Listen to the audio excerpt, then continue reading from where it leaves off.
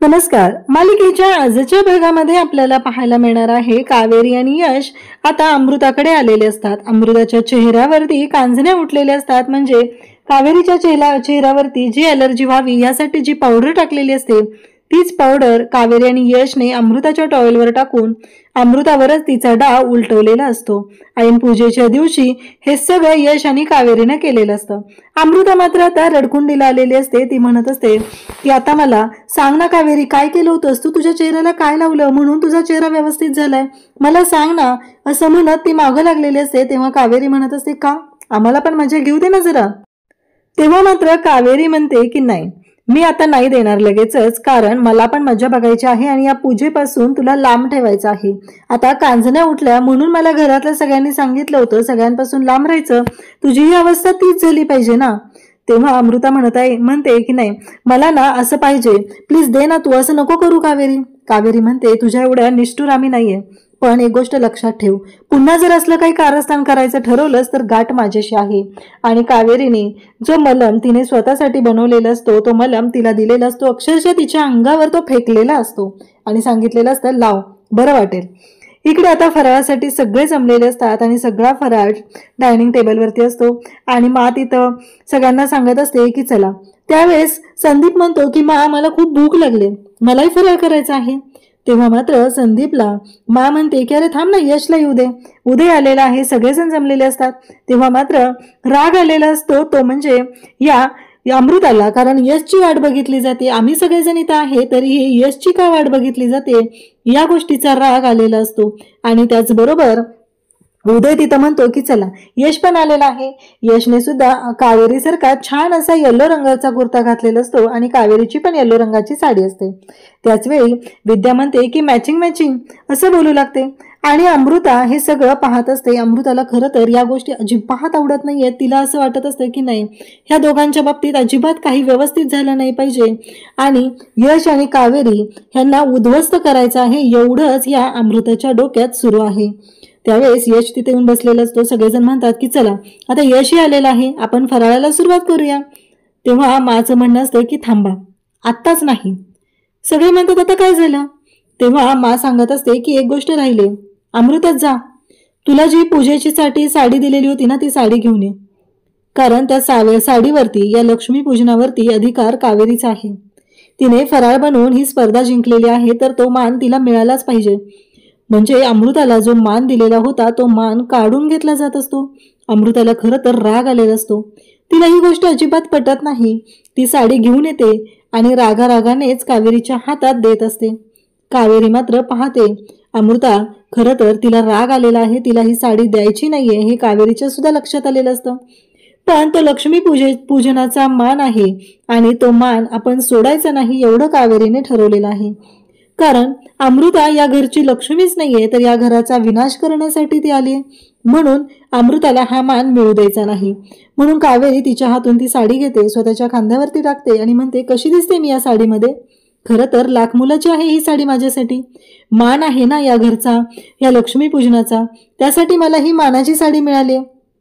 तर विद्या सांगते की हो, खरंच कावेरी वहिनी खूप छान दिसताय तुम्ही आणि ही साडी खरंच तुम्हाला शोभून दिसते, जसं की ही साडी फक्त तुमच्यासाठीच बनवलेली आहे. असं बोलणं त्या दोघींचंही चालू असतं. तेव्हा मात्र आता सगळेजण तिथं असतात, पाहत असतात. उदयला पण धक्का बसलेला असतो. पण मा मात्र येऊन एक गोंधळ घालते. मा जाते आणि दुसरी साडी घेऊन येते आणि मा ती साडी अमृताच्या हातामध्ये देते आणि अमृताला म्हणते की हे घे, ही तुझ्यासाठी साडी, लग्नानंतरच्या पहिल्या दिवाळीला यांनी माझ्यासाठी खास बनवून घेतलेली. याला जरीचे काठ आहेत, म्हणजे सोन्याचे काठ आहेत असंही ती सांगत असते. आणि त्याचबरोबर ती साडी अमृताला देते आणि म्हणते की एक गोष्ट लक्षात ठेवा, कसं आहे माहितीये का कावेरी, हा मान जरी तू मिळवलेला असला तरीही या घरची लक्ष्मी म्हणून आम्ही ऑलरेडी पूजा केलेली आहे, असं मा सांगत आहे. त्याच वेळी आता इकडे कावेरीच्या समोर तिथे अमृताला बसवलं जातं पाठावरती. हळदी कुंकवाचा करंडा आणायला सांगितला जातो आणि तिला हळदी कुंकू लावून ती साडी मानाने दिली जाते. खरं तर कावेरीच्या बाबतीत हे नाही केलं जात. सगळ्यांनाच वाईट वाटलेलं असतं, यश, कावेरी, विद्या, कारण मा असं मुद्दाम वागते हे त्यांनाही माहिती असतं. सुरुवातीला कावेरीच्या चेहऱ्यावर खूप आनंद झालेला असतो. पण अचानक माने हा सगळा गोंधळ घातल्यामुळं सगळेजण अवाक झालेले असतात आणि पाहतच राहतात. खरं तर अमृताला मात्र खूप आनंद झालेला असतो. तिने ज्या गोष्टी करायला घेतलेल्या असतात त्या पूर्ण झाल्यात असं तिला वाटत असतं. पण कावेरी खंबीरपणे उभी आहे या घराच्या भल्यासाठी, या घराच्या सगळ्या गोष्टींसाठी कावेरी मात्र खंबीरपणे उभी आहे ही गोष्ट अमृताला चांगलीच माहिती आहे. म्हणून तर कावेरीला आपल्यामधून पहिलं बाजूला करायचं हे अमृताने ठरवलेलं आहे. आता सगळेजण जमलेले असतात आणि त्याच वेळी तिथे अनुष्का येते. अनुष्काने खूप सुंदर असं पर्पल पुलक घातलेलं असतं आणि ते पाहून तर अमृताच्या चेहऱ्यावरचा रंग उडालेला असतो आणि अमृताला धक्का बसतो. कारण विद्याने ते परकर पोलक खास करून बनवलेलं आहे ते आपल्या लेकीसाठी. ते परकर पोलक घालून आल्यानंतर खरं तर अनुष्का खूप गोड दिसत असते. सगळेजण कौतुक करू लागतात. तेव्हा विद्या म्हणते की मुलांना काटकसर शिकवायची नाही. काटकसर करणं आणि दिवाळ सणासाठी करणं हे योग्य नाही. काटकसर तर शिकवलीच पाहिजे, पण त्याचबरोबर त्यांचा आनंदही जपला पाहिजे. म्हणूनच मी माझी जुनी साडी होते ना त्या साडीपासून हे परकर पुलक बनवलं आणि अनुष्काला घातलेलं आहे असं विद्या सर्वांच्या समोर सांगते. आणि त्याच वेळी अमृताच्या चेहऱ्यावरचा रंग उडालेला असतो. अमृता म्हणत असते की हे सगळं काय घडलंय, म्हणजे मी तर हिला चांगले अद्दल घडवत होते आणि हे काय होऊन बसले. हा प्रश्न अमृताला पडलेला असतो. तेव्हा मात्र खुश होते विद्यावरती. म्हणते खरंच खूप सुंदर शिवलेस. ती म्हणते मला भरपूर काय काय काम येतं. आता विद्या आणि कावेरी दोघीही रांगोळी काढत असतात. तेव्हा कावेरी म्हणत असते की विद्याताई तुम्हाला किती छान येते हो हे सगळं. कला आहे तुमच्या अंगातली, टॅलेंट आहे तुमचं. माहित नव्हतं हो तुमचं हे टॅलेंट. विद्या म्हणते अहो कसं कसं टॅलेंट कुठलं, हे साधं शिवणकाम आहे, एवढं काय त्याच्यामध्ये. माहेरी असताना तर मी खूप काय काय करायचे. कावेरी म्हणते पण तुम्ही आता का नाही करत.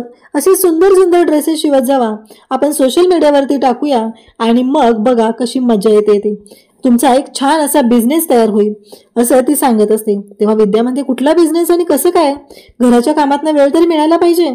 कावेरी म्हणते वेळ काढायचा असतो, तुमचं टॅलेंट आहे हे जपलं तर पाहिजेच ना असं कावेरी सांगू लागते. तेव्हा मात्र विद्या हसत असते. विद्या म्हणते एवढं कसं जमणार मला सगळं, म्हणजे माझा बिझनेस पुढे जाईल आणि मात्र मला घरातून बाहेर काढतील का तर मी बिझनेस करायला घेतला असं तिचं बोलणं असतं. तेवढ्यातच लक्षात येतं की लाल रंग संपलेला आहे. मग विद्या म्हणते थांबा मी घेऊन येते कावेरी वहिनी असं म्हणत ती लाल रंग आणायला जाते. त्याच वेळी तिथे यश आलेला असतो. तेव्हा विद्या म्हणते की चालेल बोला कोण आले बघा असं म्हणत ती जाते. त्याच वेळी आता यश तिथे आलेला असतो. कावेरीकडे पाहत राहतो आणि म्हणतो की खरंच रांगोळी खूप सुंदर आहे. कावेरी म्हणते रांगोळी सुंदर आहे का.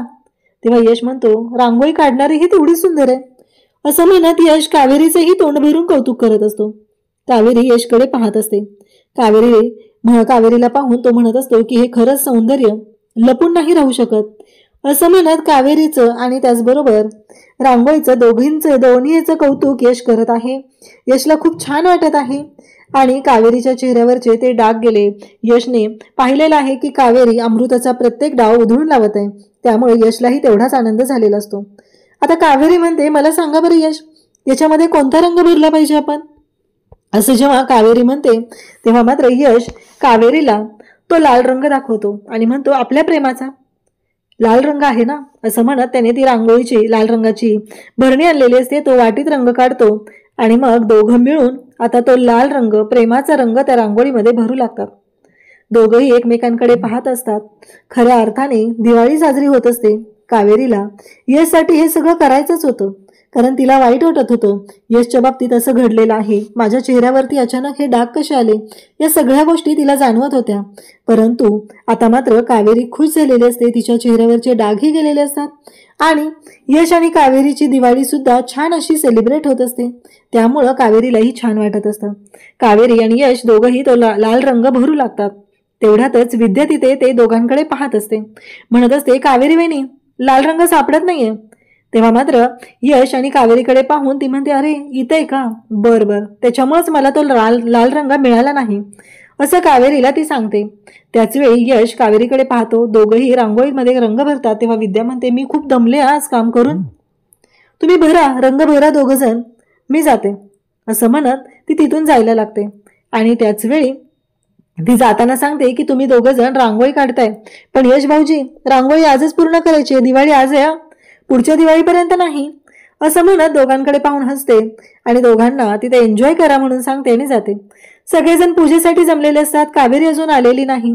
लक्ष्मीपूजनाची तयारी झालेली आहे. छान असे सगळे तयार झालेले आहेत. घरातला माहोल छान आहे. पण या सगळ्यामध्ये विघ्न कसं आणायचं याचा विचार अमृता करत असते.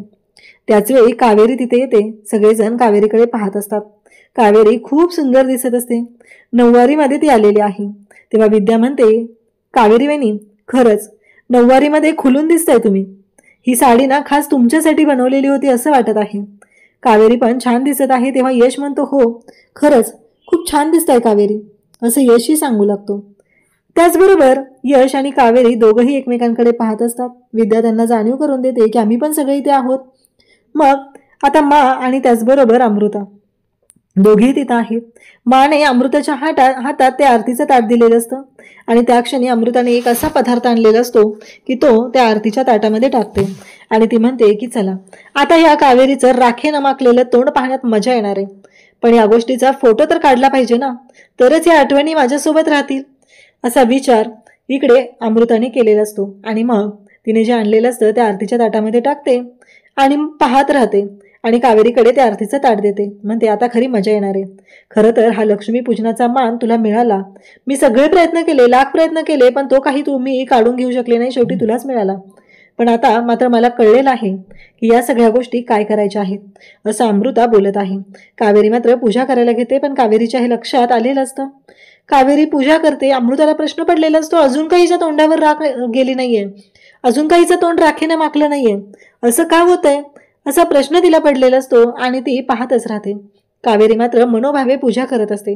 कावेरीच्या डोक्यातही येत नाही की पुढे काय होणार आहे. पण अमृताचा डाव मात्र तिने उधळलेला असतो. सगळ्यांना ती आरती देते. सगळेजण तिथं असतात, आरती घेतात आणि पाहत राहतात. त्याच वेळी कावेरीने एक मज्जा केलेली असते. ऑलरेडी अमृताने त्या आरतीच्या ताटामध्ये जे टाकलेला पदार्थ असतो, जी गोष्ट असते ती काढून घेतलेली असते.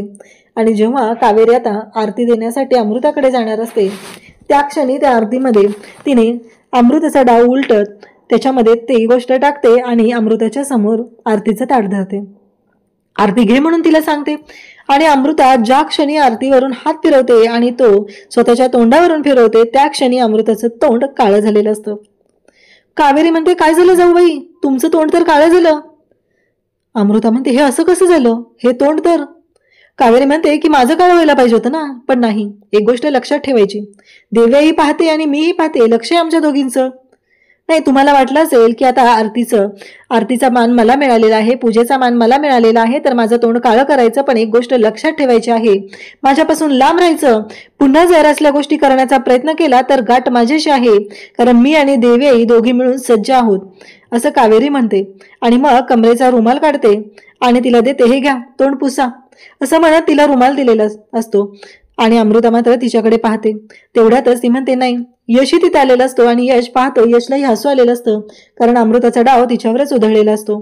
मग कावेरी त्याच राखेचा बोटाला लावून घेते, यशच्या कानामागं लावते, स्वतःच्या कानामागं लावते आणि म्हणते, तुमच्यासारख्या वाईट लोकांची नजर लागायला नको माझ्या संसाराला, माझ्या घराला, माझ्या माणसांना, असं सांगते. आणि सांगते की यापुढे सावध राहायचं, एवढं लक्षात ठेवायचं. पुन्हा जर असले डावपेच खेळायचा प्रयत्न केला तर प्रत्येक डाव हाणून पडायला हे यश आणि कावेरी सज्ज आहेत, असं म्हणून कावेरीने चांगलीच धमकी दिलेली असते. आता इकडे अनुष्का सगळेजण असतात. अनुष्का म्हणत असते की आई मला लाडू हवाय. तेव्हा विद्या म्हणते की अगं किती मगाशी तर खाल्लंय, आता अजून परत. मा म्हणते की दे ग तिला. मग माने सांगितलं म्हणून विद्या लाडू देण्यासाठी जाते आणि समोरून पाहते तर काळा ड्रेस घालून तिथं यामिनी आलेले असते आणि विद्याच्या हातातलं ताट खाली पडतं. तर विद्या म्हणते, वंस हे काय आहे. मा तिथे येते आणि मा ओरडायला सुरुवात करते. पण इकडे अमृता मात्र खुश झालेली असते, म्हणत असते खरंच छान दिसतंय. आणि मा ओरडायला सुरुवात करते, तुला कळत नाहीये का या घराचे नियम, या घरात इतकी वर्ष झालं तू राहते आणि तुला या घराचे नियम माहित नाहीयेत, मग काय चाललंय हे सगळं तुझं, असं बोलणं चाललेलं आहे. आणि त्याच वेळी मा तिला ओरडत असते, म्हणत असते तुला कळत नाहीये का, सणासुदीच काय, इतर दिवशीही काळा रंग घातलेला आवडत नाहीये आणि चालत नाही आपल्या घरी, आणि आज लक्ष्मीपूजनाच्या दिवशी तू काळा रंग घालून इथं आलीस, कळतंय का तुला, आत्ताच्या आत्ता जायचं आणि ते कपडे बदलायचे, असं माने ठणकावून सांगितलेलं असतं. पुढच्या भागात आपल्याला पाहायला मिळतं की खूप मोठ्या आवाजाचे फटाके फोडले जातात. ते पाहून यश म्हणतो की कसं शक्य आहे, आपल्या घरात कोणालाच हे चालत नाही. एवढ्या मोठ्या आवाजाचे फटाके कोणी लावलेत? चिकू कावेरीच्या जवळ असतो. चिकूला त्रास होत असतो.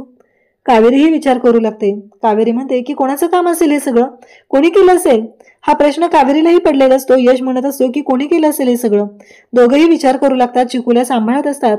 आणि त्याच वेळी कावेरी आणि यश म्हणत असतात की नाही, याच्या मागे नक्की कोण असेल हे शोधावं लागणारच आहे. त्याचबरोबर अमृताने इकडे आता कांड करायला सुरुवात केलेली असते. ती अलक्ष्मीची पूजा करत आहे आणि म्हणते, तिने काळं कापड डोक्यावर घेतलेला आहे. काळ्या रंगाचा कपाळाला मळवट भरत आहे आणि म्हणते की कावेरी, या घराच्या सुख समृद्धी शांतीसाठी तू लक्ष्मी पूजा केलीस, पण मी अलक्ष्मीची पूजा करून तुझ्या वरच ठरत आहे आणि या घराला उद्ध्वस्त करणार आहे, असं अमृता बोलत असते. पण त्या क्षणी कावेरी तिथे येते. तिच्या डोक्यावरचं काळं कापड काढते. तिच्या डोक्यावरती लाल रंगाचं कापड टाकते आणि म्हणते की हे मी कधीच होऊ देणार नाही. या घराच्या सुखासाठी, या घराच्या सगळ्यासाठी ही कावेरी खंबीरपणे उभी असेल, असं म्हणत कावेरीने अमृताचा डाव उधळलेला असतो. थँक्यू.